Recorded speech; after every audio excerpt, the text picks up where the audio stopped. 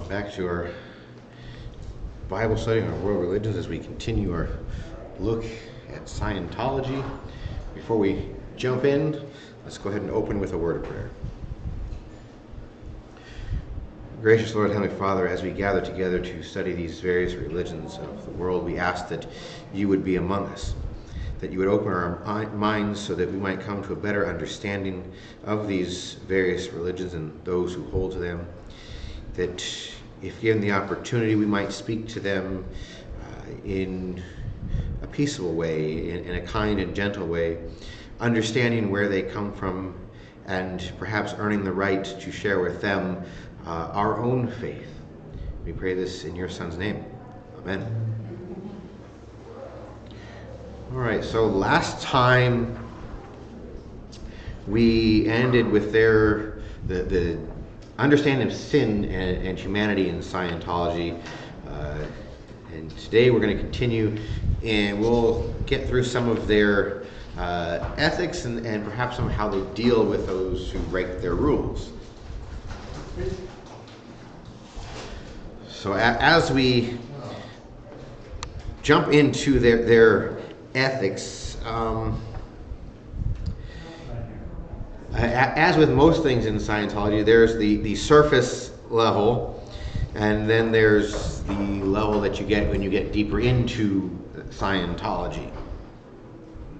At the surface, the core of their ethics are set forth in a book by Hubbard, The Way to Happiness, that he published in 1981. There are 21 precepts in this book. Some mirror biblical ideas, some reflect a common ethos of the Cold War. Some promote well-being and the thriving of self, and there's even some that reflect the Golden Rule. So those that kind of follow along with biblical concepts are pretty straightforward.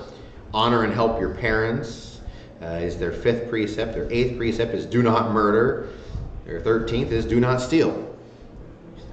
Pretty straightforward, right? They do kind of mirror biblical concepts, biblical law, including the 10 Commandments. Isn't it kind of odd in the book they don't have them in numerical order, and some of them aren't even there? Well, they're just giving us some examples in the book of which ones follow certain things. I'm sure it would take much more room if they put all 21 in. And the reason they're out of order is because like the first 3 they list deal with, or mirror the biblical commandments. As I said, honor your parents, do not murder, do not steal. Then they have some that have those generic American values from the Cold War era. A good one, don't do anything illegal. That's pretty broad. That should cover most everything, right? Don't do anything illegal. Support a government designed to and run for all the people. I think that one can leave room to interpretation as to whether the government's designed for that or not.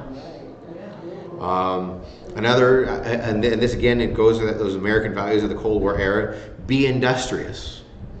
Don't be idle. Don't sit and do nothing. Go out and do something. Be productive. Be useful. The ones that they give examples of taking care of yourself. Well, the first one is take care of yourself. And then another one is flourish and prosper. They're very, very generalized, very, very blanket type statements, meant to cover a lot of things. And I'm sure in his book, The Way to Happiness, he probably goes into what's meant by these, gives a deeper understanding. But even just looking at the surface level, they're pretty general, pretty straightforward. And then, as I said, there's 2 that kind of look like the Golden Rule.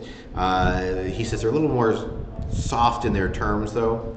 The Golden Rule do unto others as you would have them do unto you. Well, he says, try not to do things to others that you would not like them to do to you, and try to treat others as you want them to treat you.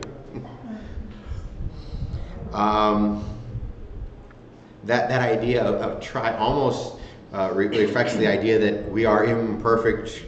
It kind of goes against their idea that humans are generally good, and it would seem if you think we're generally good, then it wouldn't be a matter of trying, it would be a matter of doing. But no, he softens them with that word try. Try not to do things you don't want done to you, and try to do things you want done. These kind of are also their principle for their community outreach programs. They may turn up, he says, in their chaplain Sunday sermons, but while probably not always explicit, the ethics are coherent and identifiable. They're something you can easily see and easily understand.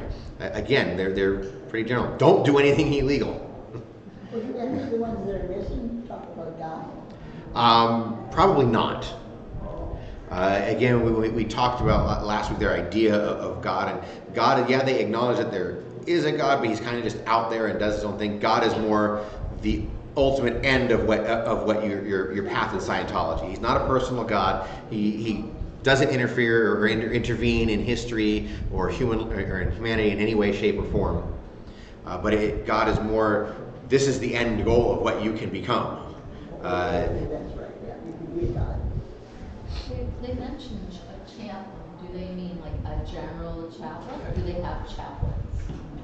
You know, I didn't look into that. I didn't catch that, but yeah, they probably have, you know, like any religion, they have someone who does their services. So they would probably have a general chaplain.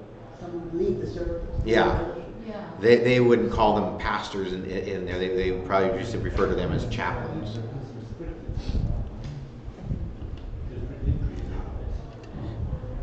Like the chaplains in the military? Well, it says a Um, function. I don't know if they mean. No, they would have I would believe they would have their own chaplains. Okay. Not a, well, here's a chaplain like you see at a hospital or in the military. They would have their own, and that would just be the title that they give them, rather than, you know, like pastor or priest or whatever. They would just call them chaplains. But as I said, their idea, you know, of doing good, you know, that kind of is the thrust of a lot of these. Do good things, don't do illegal things, treat people nicely. Is something that is encouraged in them. Scientology encourages the idea of doing good works. In fact, they boast about the many charitable outreach projects that the Church of Scientology has around the world. So the top level, they just be good, nice people. That's kind of the core of it. But it's interesting because he doesn't spend a lot of time talking about those. He goes more into their understanding of doing good works, of charitable activities, because they have an interesting take on charity. They you know, like I said, they like to boast about their charitable projects around the world, but their charity is not unconditional. They think everything should be reciprocal or transactional. And so there's always some kind of transaction. They believe this allows a person to maintain some form of self-respect. And so they expect those who receive their charity to make a financial contribution or volunteer their time in exchange for the help they receive. So it's not exactly charity as much as a business transaction. Building them up, giving them a leg up, basically. Yeah, and in part of that, I can understand the idea of, okay, if we help you, but we want you to maintain that idea of self-worth. So we want you to help yourself is the end goal. then yeah, but theirs is again more business oriented. You either pay us for the charity, or you volunteer your time, or something like that in exchange for the things we do for you. But they aren't political at all. Oh no, they are not political. Because it sounds almost like a political arrangement where you campaign, you know. Yeah, not really. It's like it's more business oriented. It's It's not a bad idea if somebody comes through that you can return the favor. oh yeah. Or as we like to pay it forward, but they expect it. It's not like, okay, we're going to help you because you're down and out on your luck, and so we'll help you get up. And they say, no, if you want our help, you have to do something for us in return. It's not a bad idea. Too much charity is not that way. But as I said, I understand the idea of wanting them to maintain some kind of self-dignity, self-respect, and so you want to encourage them to ultimately help themselves. But the idea that if okay, you need help, say you need help with with food because you're down and out, you lost your job or whatever, so you don't have enough money to put food on the table. In order for you to get the food, you have to volunteer your time. And so it's not we're going to help you out this one time. It's we're going to make a business transaction here, which, like I said, it can be good. But there's good ideas in that, but I think they take it too far. I'm thinking of the celebrity culture and how all the celebrities are involved in this, and so I suppose they. Oh yeah, if a lot of the celebrities who are involved in this, of course, they encourage charity, and so they will. So give to charities or something. Yeah, too much charity. Think they owe everything. And that's not good.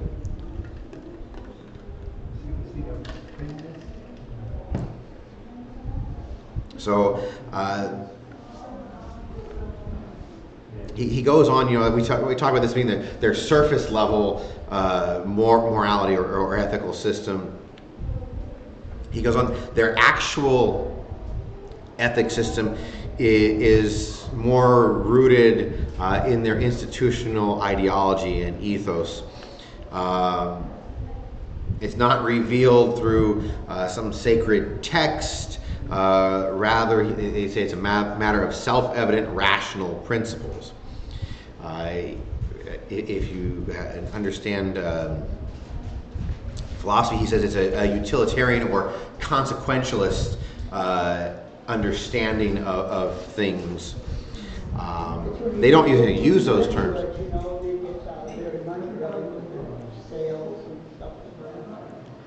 Run that by me again? I say, when you get a little bit deeper into what they believe. Yeah. There's a lot of money growing. There's a little bit more going on. And he, as I said, he calls it more a consequentialist understanding. And in ethics, that idea of consequentialism is it asks whether an action is good or bad, has good or bad results. They don't look at the action itself. The action itself, they don't ask whether that's inherently good or bad. That would be personalism or virtue ethics. Nor do they look at whether the action itself is right or wrong. They look at what happens. Is the result of the action good or bad? You can't do anything illegal. Right? You can't do anything illegal. And this kind of understanding, this consequentialism, has a history in Western ethics. Some of the first recorded principles of moral reasoning, couple this with their own ideology. However, we come to see that good and bad are relative. And so in Scientology's view, an action is good or bad based on whether it advances or it hinders Scientology's overall agenda. If it helps Scientology, it's good. If it hurts Scientology, it's bad. And that kind of fits in with what we'd read before. Some of the questionable actions that were taken by Hubbard or by other leaders, their legality was questionable. Well, in the end, it advanced Scientology, so to their understanding, it was good. So for Scientology, then, anything that is evil would be anything that constitutes that which is destructive more than constructive to the individual, the future race, group, species, life, or physical universe matter that it destroys. Which seems an interesting way to put it for them, but that is a quote from What is Scientology? It goes along with the idea of charity. Instead of giving somebody a fish, you give them a fishing pole. Yeah. They can take care of themselves. You might give them the fish to get them started, and then here's how you catch your own. Then catch your own fish. Yeah, it goes to the old saying: give a man a fish, he eats for a day. Teach a man to fish, and he eats. Fish, right.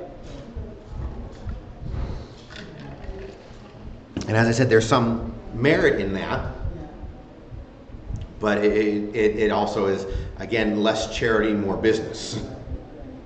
But sometimes our charity just enables people to just take advantage. Well, unfortunately, there's always going to be people who take advantage of things. There will be those who genuinely need it and appreciate it. There will be those that are too proud to admit that they need it. And then there are those who take advantage of the system, and that's an unfortunate part of our humanity. Where our sinful nature comes out in that way sometimes.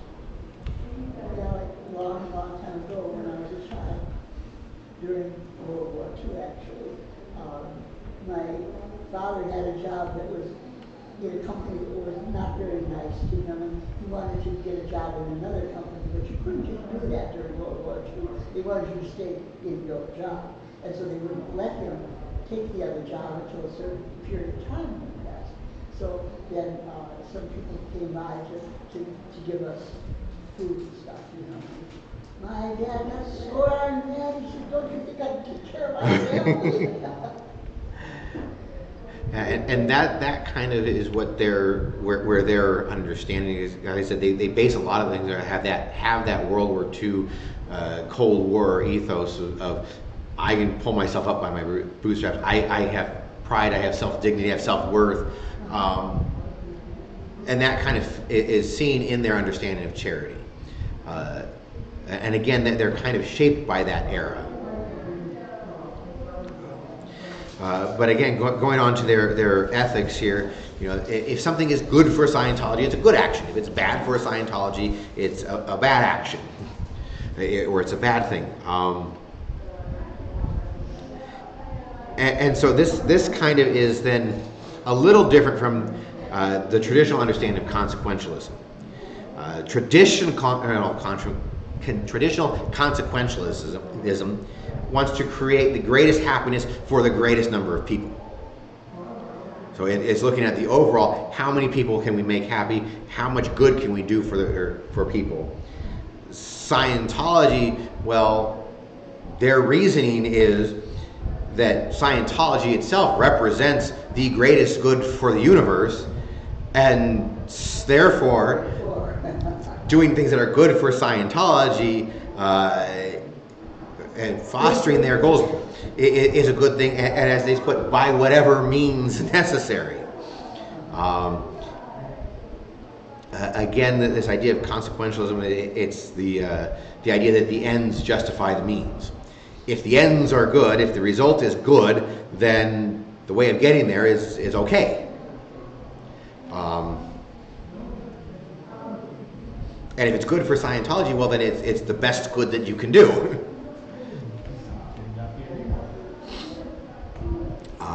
However, when it comes to then following through on this and their laws and stuff, because they assume that secular courts are ignorant of Hubbard's insights, they then cannot, conceivably according to them, apply their distinct sort of ethical and judicial reasoning in secular society. So they have their own justice system. They have their own courts and correctional centers. And the church says this is for the offending individual's own good, as well as for the good of the organization and the survival of humanity. They insist that their justice system is rapid and fair and serves to protect the decent and the productive. Now, again, that we have to understand their definition of that.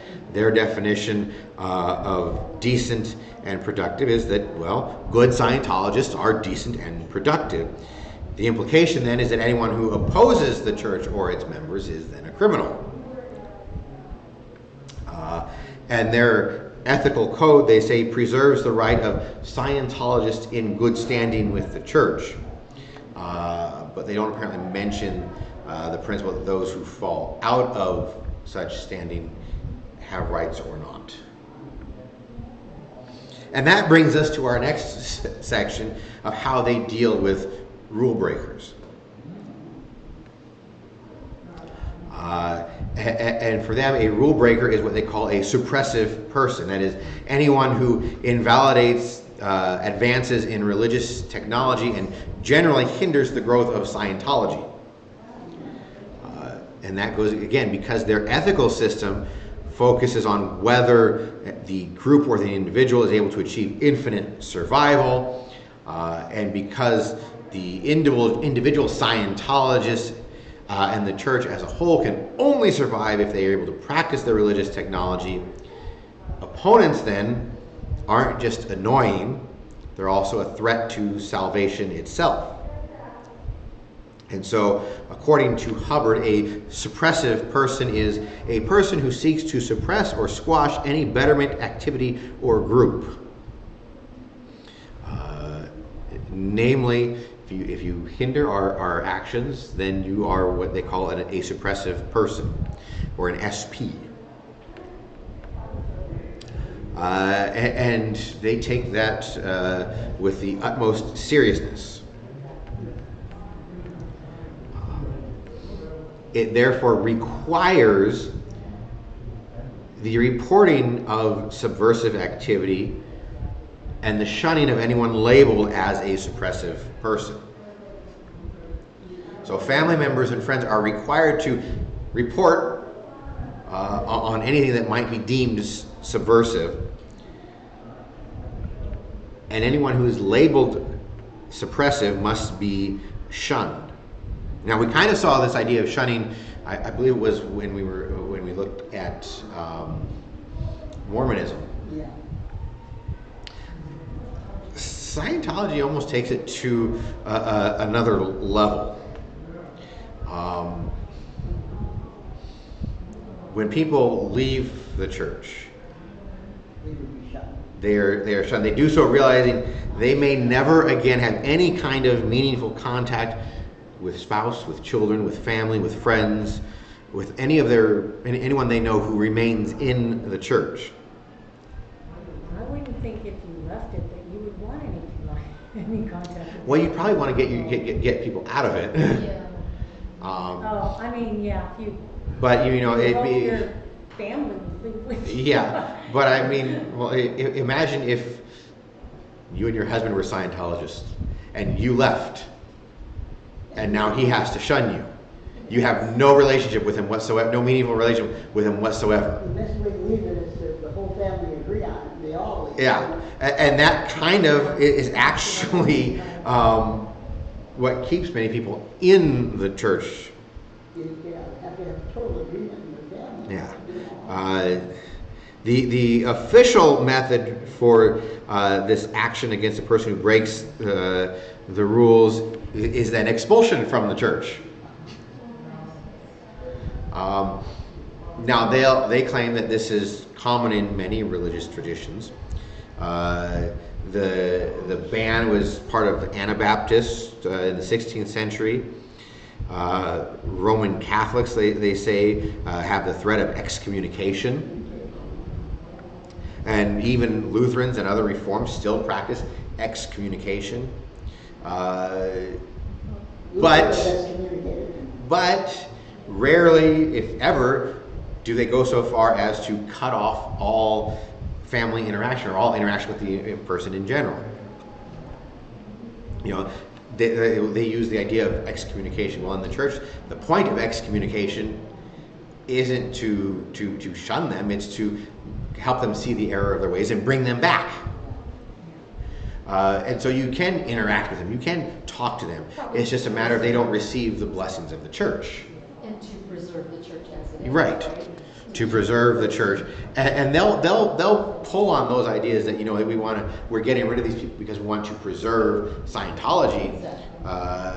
But they go so far as to say, well, you can no longer have any interaction with them. They are disconnected, and as I said, that sometimes then serves to keep people in the church longer than they otherwise would. And our author mentions that this is a source of grief for many former Scientologists.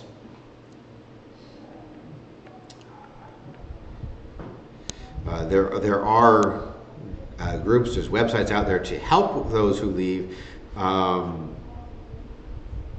but it still would be something rather hard to do. But wasn't there something in the earlier part of this that said that this church had, well, I forget the word they call it, a big rate of people leaving? Yes. Compared to others. Compared to others, it seems they do have a larger rate of people leaving their religion. So they do manage to leave. Yes. And so the overall picture then of their laws and ethics, pretty easy to understand. They claim to promote family values and help couples remain married, but it only so long as you stay within the church. That applies only to those who are members in the church. And family values are actually de-emphasized for those who are farther in the organization, because an adherent's first commitment is to the church, not to family, but to the church. And he gives some examples. He talks about their niece of their current leader, Jenna Miscavige Hill, how she was enrolled in their Scientology boarding school known as the Ranch, to one, prepare her for a future life as a Sea Org member, but also so that her parents could focus on their roles in the church. She says that Sea Org members who have children who are over the age of 6 would hand them over to the church to be raised communally.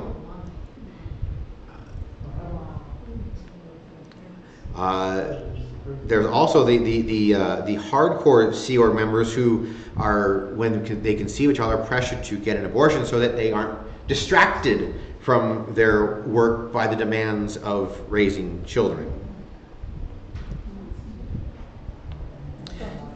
And yeah, this, he says, this highlights a controversial policy that they have called fair game. This states that SPs or the suppressive persons and hostile outsiders have no rights, and that Scientology members may use any means necessary to fight back against their attacks on the church.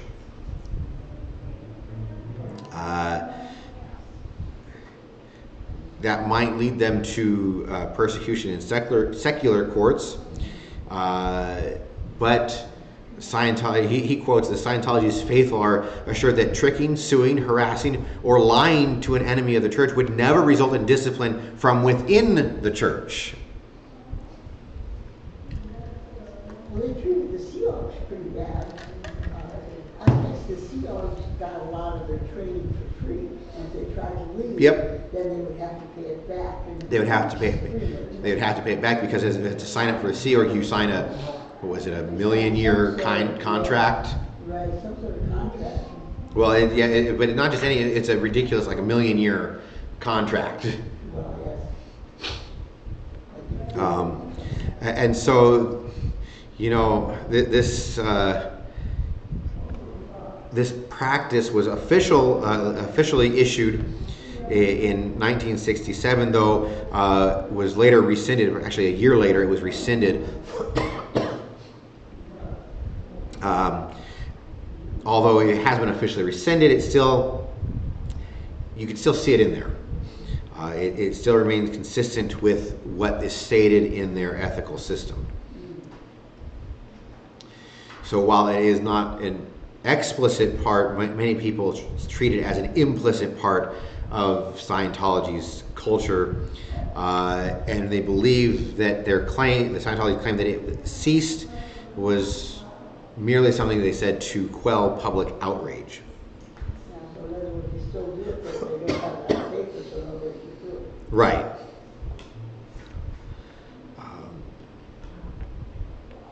So while their official ethical system will be that consequentialism, with that twist that it's good only to the extent that it's good if it's good for Scientology. It operates, as he says, with a form of consequentialism called situational ethics. He says it's distinct from Christian situational ethics, which attempts to place the law of love above controversial laws. Rather,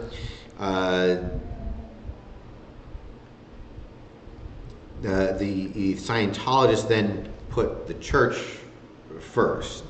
They don't rely on anything, rather they depend on the subjective opinion of the individual. And so they look to Hubbard's Axiom and Logics from 1951, which is a reference publication on its official website. And here in Axiom 31, Hubbard stated, "Goodness and badness, beautifulness and ugliness are alike considerations and have no other basis than opinion." And that's their approach to, again, right and wrong, which then tends to end up being that the leader's opinion becomes the only opinion that matters. It seems to me that the evangelical opportunities with these people would be people that were in the first level. Yeah, well, those are the ones you're more likely to run into, although... It seems like if you get further in, you're pretty corrupted. It gets pretty hard at that point. And so but the end result is that their ethical system tends to lead to a culture of authoritarianism. And that's an interesting, again, that idea that the only opinion that matters is the leader's opinion. Kind of gives us that. And Scientology itself will claim there is nothing authoritarian or dogmatic about its theology's laws and ethics, and from a very technical sense, that's a legitimate claim, at least in the lower levels. In practice, there is evidence that the organization is sociologically authoritarian. And he gives some examples of this unwavering loyalty to a system of right and wrong, admiration for those who submit to a recognized authority, aggression against individuals who see the world differently, pessimistic view of humanity as a whole, desire for powerful leaders who demonstrate unwavering strength, a commitment to simple answers and simplistic verbal attacks on opponents, a lack of nuance or thinking, a tendency to project feelings of insufficiency, anger, and anxiety onto a scapegoat, and an obsession with violence and sex. And I'm not going to get too much into those. These are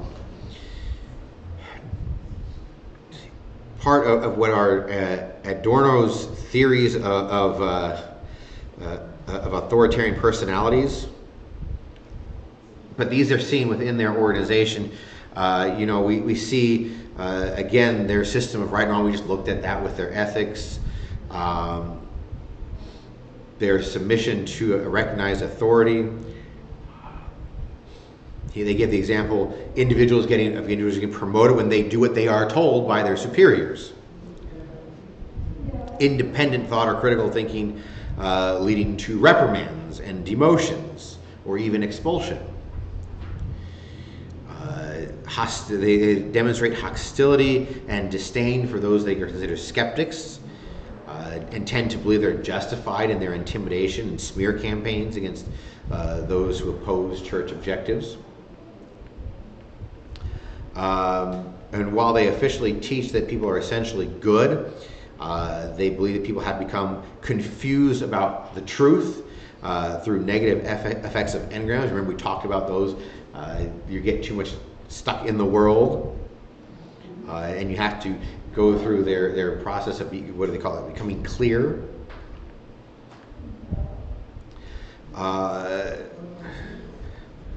A couple other ones, there's not much room for a diversity of opinion within the church. But he says perhaps the most important for those outside of the church is that authoritarians don't give leeway to critics. And she talks about that, critics who end up getting media attention also find, hey, this is an interesting one, they find that the Church of Scientology creates a website bearing their name, optimized for web searches, that then smears that person's character. He gives an example from at the time of his writing of this.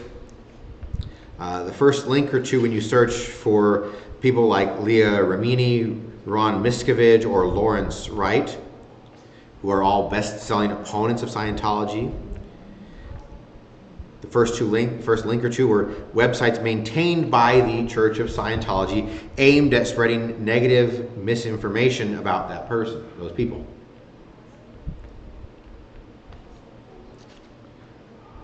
And so if you get any type of recognition for speaking out against them, they're not afraid to attack through the internet, through the use of technology.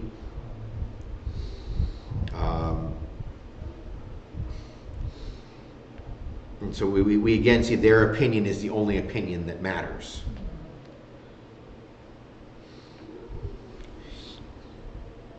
Any questions on what we've covered? I think that's as far as we'll go today. Next time we'll look at their idea of salvation, some of the goals of Scientology, and their view of the afterlife. And we'll see if... It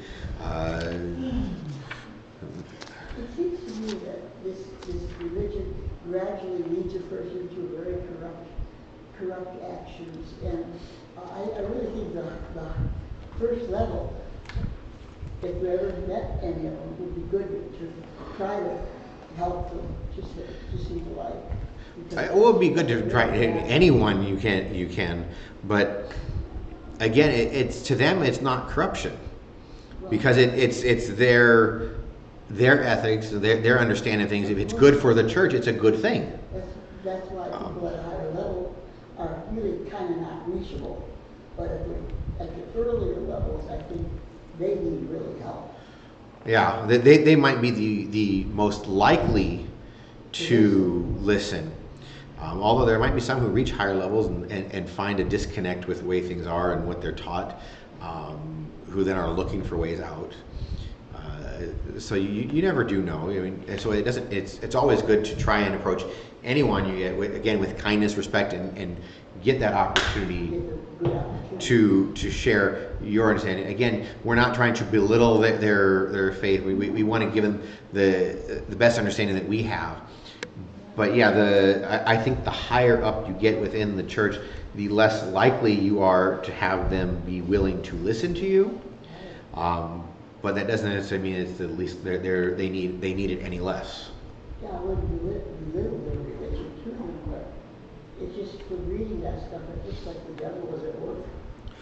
Oh yeah, the devil's at work in all kinds of things, and he will use whatever means necessary to draw people away from a true faith. Didn't it say that their church, didn't we read that their church is losing numbers though? I believe, yeah, when we began the section on We Scientology, talked about that it's losing numbers. their numbers are, or at least aren't what they Used to be, yeah. what they say they are. However, they still do have numbers. Yeah. And again, they said it's hard to know exactly what those numbers are because we don't know how they base whether or not you're a member of the church or So not. remember. We have to counting people that haven't been a member for a long time, and they still count them. They say, oh, they were members, so they count. All right, well, let's go ahead and close with a word of prayer.